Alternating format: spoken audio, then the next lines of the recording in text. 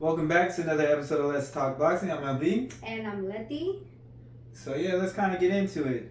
So the topic we kind of want to talk about is Ryan Garcia and the Pitbull Cruz fight not happening.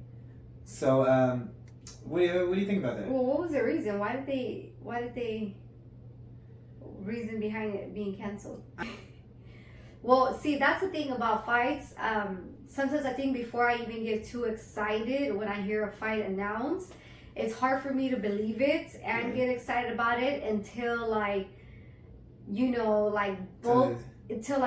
both of them confirm that, the deal has been signed, it's set, and we have a date.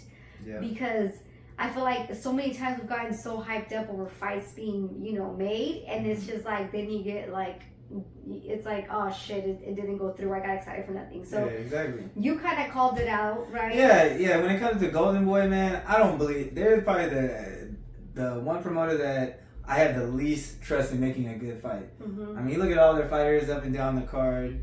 You look at Munguia, you look at Ryan Garcia. Every time, they're always calling out the big names after fights, especially Ryan. We calling out people.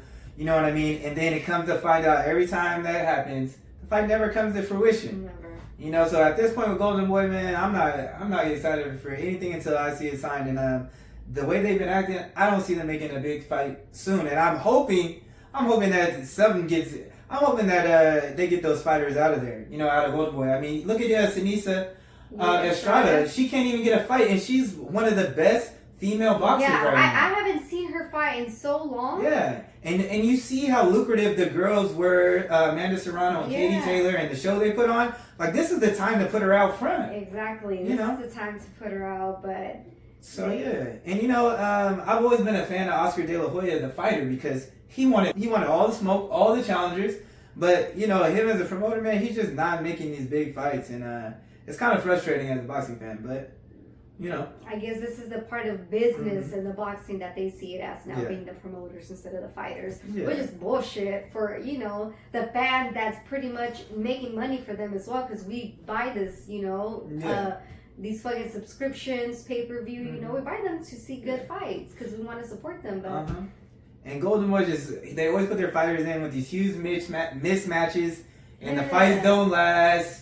And it's just, they just been putting out a bad product. Very. I was super excited to see them when I heard about the Munguia and Charlo possibly being done. I was like, hell yeah. We had people texting us, and I'm like, don't get too excited. I let them know because we had a lot of people in our family who was kind of new to boxing, and so I try to temper their expectations. Like I'm just saying, just wait till it's signed. You know what I mean? And like I said, and it sucks for the fighters over there at Golden Boy because they have so much talent over there, but we just don't get to. They're not getting a lot of fights, and we just don't get to see them in there with good competition. They even got Virgil Ortiz over there too. So and a lot of people want to see him match up against a 147. So I'm hoping that something changes over there. But I mean, the Munguia, I think he's fighting. I can't remember the guy's last name is Kelly, but. We've seen enough of these fights, man, and it's time for Golden Boy to deliver. Step it up. It's time for them to deliver. But that's all I got on that. So thanks for tuning in, y'all, and don't forget to like, comment, and subscribe.